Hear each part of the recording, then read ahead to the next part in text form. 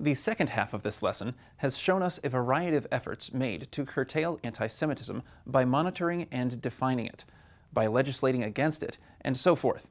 These and other measures are, of course, imperative to any attempt made to diminish anti-Semitism. Yet can this form of hate be uprooted completely? During this long journey, we saw how, in late antiquity and the Middle Ages, a perception of the Jews developed which was rooted in religious doctrine. Jews were perceived as the antithesis of all that was true and good, the devil incarnate. We moved on to the modern period and saw how the rapid and major social changes taking place in different regions and cultures at the time created a new image of the Jews that portrayed them as the ultimate danger, an irredeemable force conspiring to destroy humanity and to ultimately rule it. We ended our exploration of the history of anti-Semitism with the contemporary world, exhibiting how these forms of anti-Semitism continued to exist alongside new forms that view Israel and Zionism as the antithesis to all that is right and good, and that misuse and question the Holocaust. Though anti-Semitism has taken many forms throughout history, all these forms share the commonality of viewing Jews as the ultimate other. This brings us back to the topic with which we began our voyage, the nature of hate. Hatred of a specific social or ethnic group has a clear utilitarian function. It allows an opposing group or individual to define itself in relation to another. It is a negative self-definition that is based on an imagined perception of the so-called other, rather than one that is based in reality. We saw this again and again when examining each and every ideology or group from which anti-Semitism has emerged, and continues to emerge. Yet though anti-Semitism, or any other form of hatred, may be entrenched in much of our societal dynamic, hate is not something we are born with, but rather something we are taught. Therefore, as with any social construct, it has the potential to be deconstructed. Are we improving or deteriorating in terms of relations between religions and ethnicities? Well, it seemed for a long time that the world was getting better. But I don't know if you've ever seen what happens to a hedgehog or a porcupine when suddenly a light is turned on. It gets frightened and bundles into itself. And that's what happens to any human group when it is feeling threatened. We turn inward. That means we turn away from the people who are different from us, and we cling closely to the people like us. The reason that is happening today, and it is happening to all religions and all ethnicities, is because the world is going through an unprecedented period of change. People can get used to almost anything. They can get used to poverty, they can get used to disease, they can get used to war. What they can't get used to is change. When you don't know what tomorrow will bring, that creates uncertainty, which breeds anxiety, which breeds fear, which eventually breeds hate. Because when you're anxious, you huddle and you turn inward, and that means you turn away from the people not like you. So right now we're going through a period of great ethnic and religious rivalry. You can trace it throughout the world, and that is why we have to fight against it, because it's destructive and it's probably the wrong way to respond. The truth is, we face the challenges of humanity better if we face them together. So we have to stand together in defense of mutual respect, the dignity of difference, and the free society. And we will do so. As an imam with over 25 years of experience of interfaith work in Britain and a little bit abroad, including in Nigeria, Israel, and other countries where I've done some of this work, I know that there are people in all religions who use religion to sow division, hatred and conflict, even violence.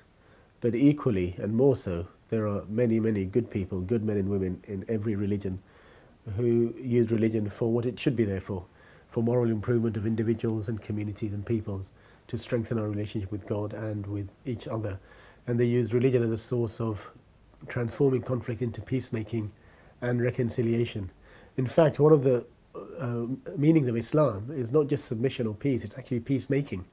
And a Muslim actually literally means a peacemaker also. So it's very similar to the biblical teaching that blessed are the peacemakers, for they shall be blessed by God. That teaching is in the Quran as well. And it's very important, I think, today for the state of religious coexistence and of the coexistence of peoples worldwide, where religion is often a powerful factor, is that we insist on the positive use of religion, and we look at the commonalities, the common humanity and the common struggles around our relationship with God and how we understand religion, how we practice religion. How do we try to keep it as open and inclusive as possible, rather than making it a divisive factor? And that struggle continues. I believe people of all major world religions should begin to think along this way, as people have done for centuries, that their path to God is their path to God, is their religion that they worship, and every religion has great positive aspects to it, which link the believers with God through all of the acts of worship and other things that they do. But to recognize that other religions equally have symbols and practices, worship, liturgies, etc., places of worship and festivals and everything else, which link them to God also in different ways. And that we should, when we are involved in religious activity and in worship, we should remember that and say, well, this is our path to God. Other people have different paths to God or other paths to God, and we should respect that and come together, especially as citizens in modern nation states. It's not a case of one religion against another. One of the main reasons of anti-Semitism, a reason also for xenophobia or any form of racism, is ignorance. If you know the other, also you learn at least to respect, if not to love him.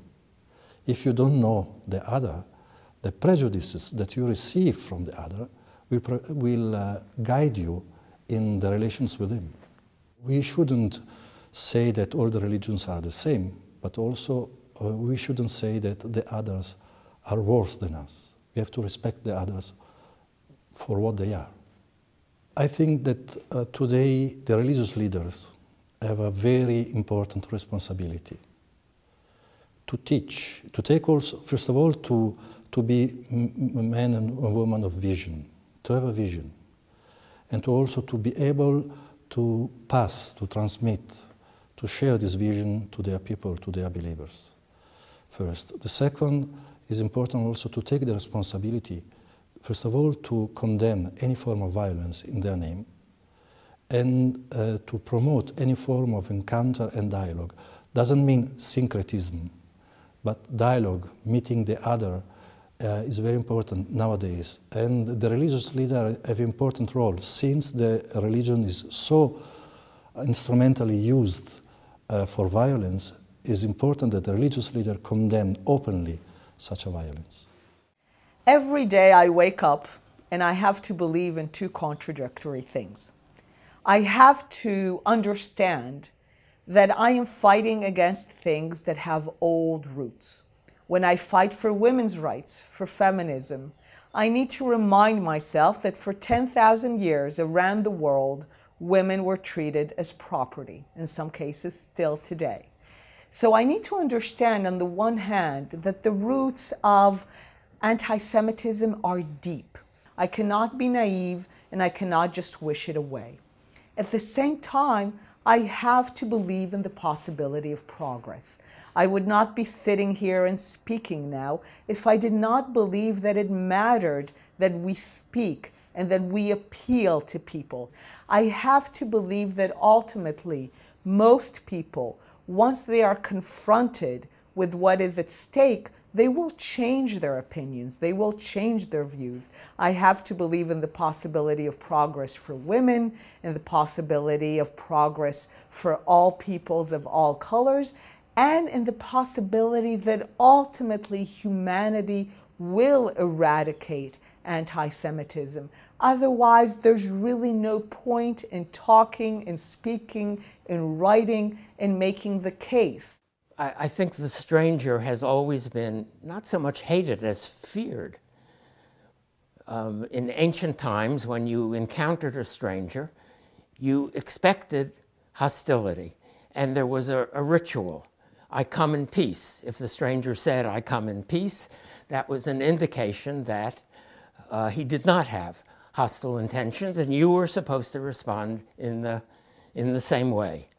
Shalom Aleichem must date from very ancient times.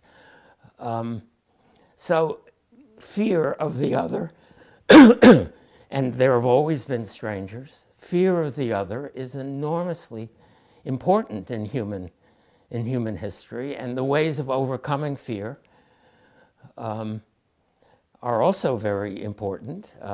Familiarity is the beginning of the end of otherness.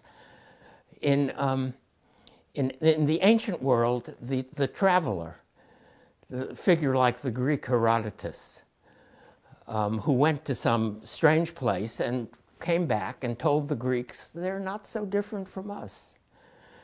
The ethnographers and now anthropologists are in the business of saying there is a common humanity.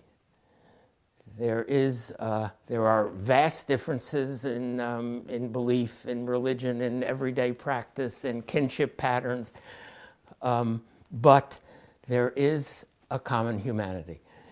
And I think most people at some level believe that.